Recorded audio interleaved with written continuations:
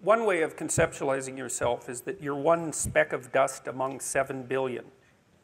And when you conceptualize yourself that way, you might think, well, what difference does it make what I say or do?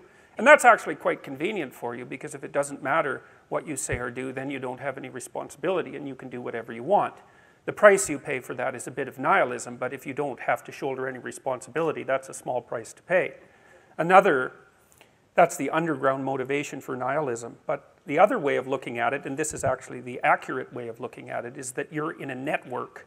You're a node in a network, and so you can do a little bit of arithmetic very rapidly and just figure out how powerful you are. You know 1,000 people. You're going to know more than that over the course of your life, but let's say 1,000 for the sake of argument for now. They know 1,000 people. That means that you're one person away from 1,000,000 people and 2 persons away from 1,000,000,000 people. And you're the center of that network. And now the way networks work is that information propagates in a networked manner. So don't underestimate the power of your speech. Now, you know, Western culture is phallogocentric. Let's say it. Okay, so we'll say, yeah, that's just fine. That's exactly what it is. It's predicated on the idea of the logos, that the logos is the sacred element of Western culture. And what does that mean? It means that your capacity for speech is divine. It's the thing that generates order from chaos and then sometimes turns pathological order into chaos when it has to. Don't underestimate the power of truth. There's nothing more powerful. Now, in order to speak what you might regard as the truth, you have to let go of the outcome. You have to think, all right, I'm going to say what I think, stupid as I am, biased as I am, ignorant as I am. I'm going to state what I think as clearly as I can, and I'm going to live with the consequences no matter what they are. Now, the reason you think that, that's an element of faith. The idea is that nothing brings a better world into being than the stated truth. Now, you might have to pay a price for that, but that's fine. You're going to pay a price for every bloody thing you do and everything you don't do.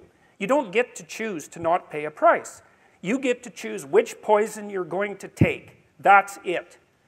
So if you're going to stand up for something, stand up for your truth. It'll shape you, because people will respond and object and tell you why you're a fool and a biased moron and why you're ignorant. And then if you listen to them, you'll be just that much less like that the next time you say something. And if you do that for 5 years, you'll be so damn tough and articulate and able to communicate and withstand pressure that you won't even recognize yourself. And then you'll be a force to contend with.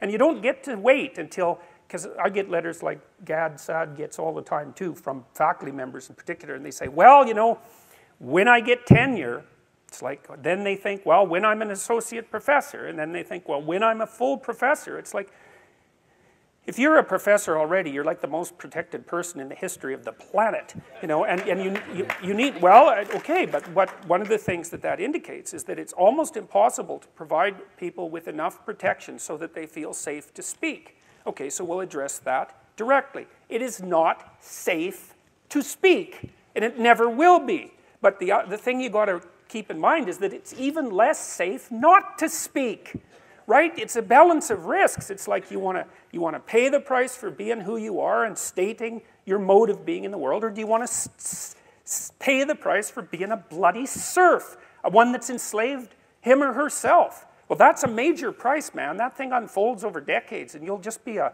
miserable worm at the end of about 20 years of that, right? No self-respect, no power, no ability to voice your opinions, nothing left but resentment because everyone's against you, because of course you've never stood up for yourself.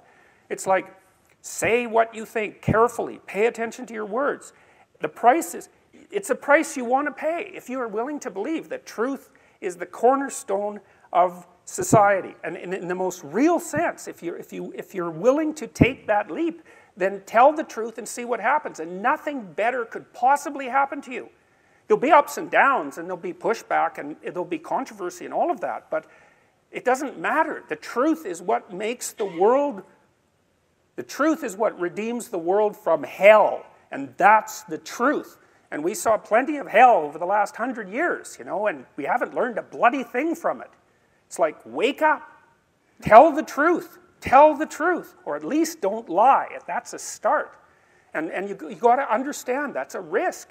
But I have one more brief thing to say about that.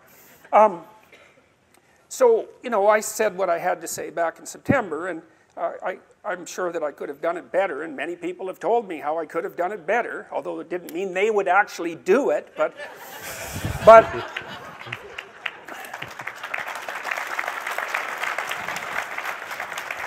and you know, my job was at risk, serious risk, for about 2 months, and it destabilized my family, who've been very brave about this, so like, thumbs up to them, man. They've just stood by me.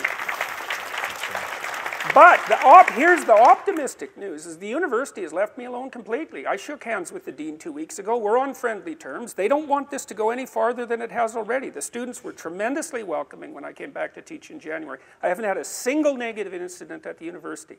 And I've received thousands of letters from people all over the world, all of which have been in support. I've received 2 negative letters. That's it. 2.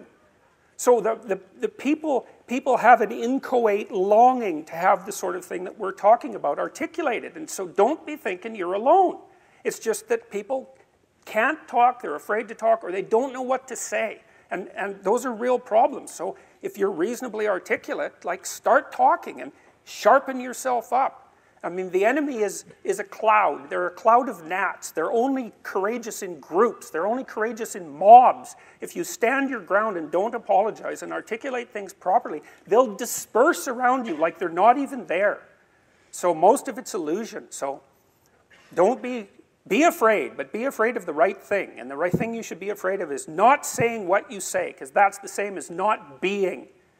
And here you are, suffering away. You might as well be at the same time. At least then there's something to you.